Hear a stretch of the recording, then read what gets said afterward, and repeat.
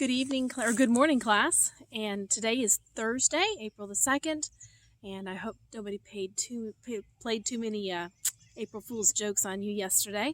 Hope you're alive and still laughing. Today we're doing week 26, day 4 in our daily language review. And let's take a look at that together. Here we go.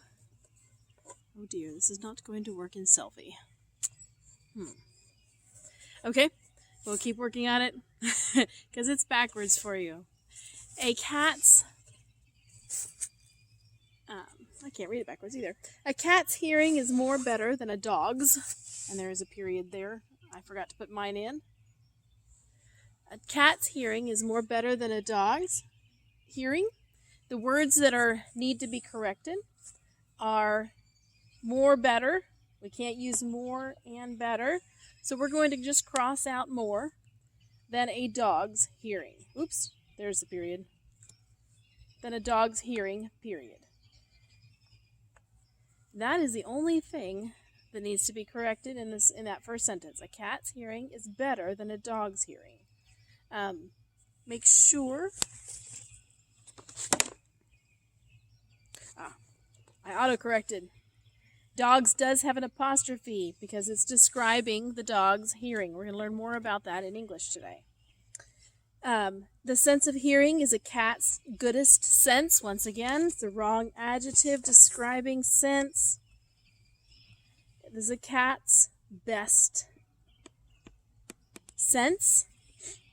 Period at the end.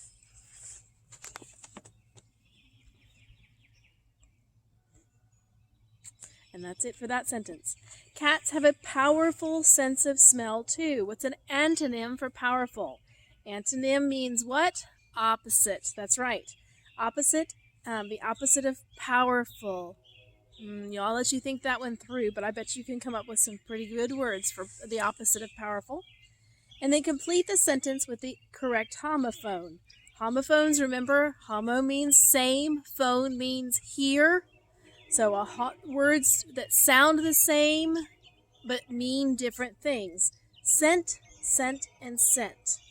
If the cat smells the scent of another cat, it might get upset. And that would be S-C-E-N-T.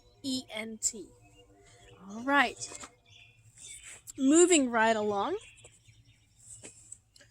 In science today, we are doing a workbook page. You should have read about science and the way that sound travels.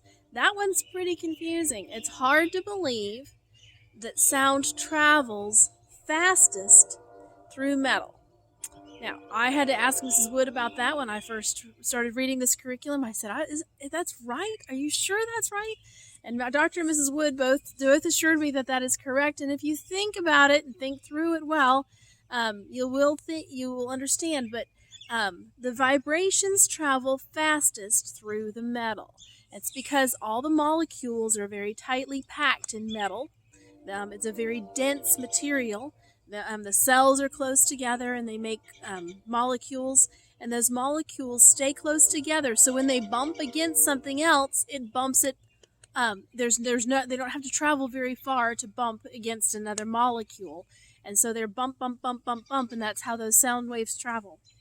They travel fastest through metal, a little bit slower through wood when the molecules are a little bit further apart. So it takes a while for those molecules to knock together and one to knock against one right in a row. They travel a little bit slower through water. Molecules, once again, are spread out a little bit more, and it takes a while to bump those molecules, and that's how the sound travels through waves. And it travels slowest through air. Then keep in mind, once again, those sound waves keep going until it's stopped by something else. So it's slowest through air, it goes faster through water, faster through wood, and the fastest through metal. All right, in English today, we're working on apostrophes, or as we call them, apollusion marks. There are two reasons to use apostrophes. Do you remember why they are?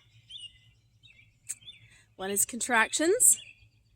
Taking two words, you squish them together, and a piece of one letter or two letters pop out, and there's only a piece of it left, and that's what we call the apostrophe. Will not becomes won't. Do not becomes don't. Now, will not, remember, that one is irregular, and do not is regular. Then the other reason to use an apostrophe is through ownership. Remember the boys' books? If it's one boy, it's B-O-Y apostrophe S. If it's more than one boy, then it's boy B-O-Y-S apostrophe. Remember, there are regular and irregular nouns like woman and women. So the women's would be apostrophe S because women is already plural, and woman belonging to one woman. The woman's hat, W-O-M-A-N apostrophe S, belongs to one woman. All right.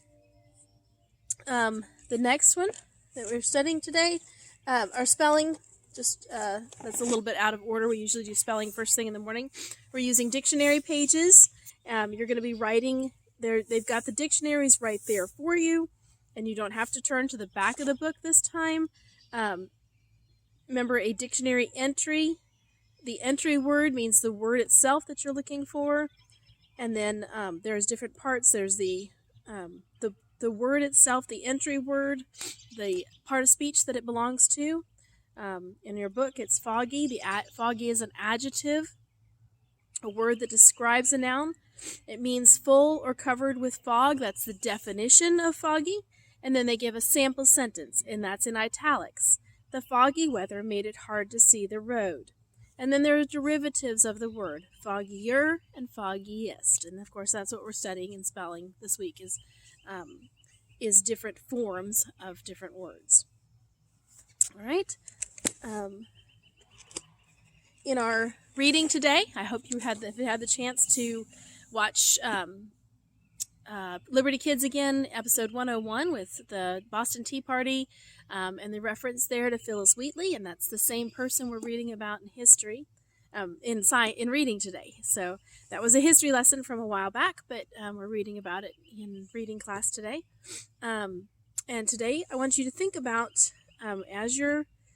before you read, I want you to think about who, what, when, and where, to find important information in this type of work.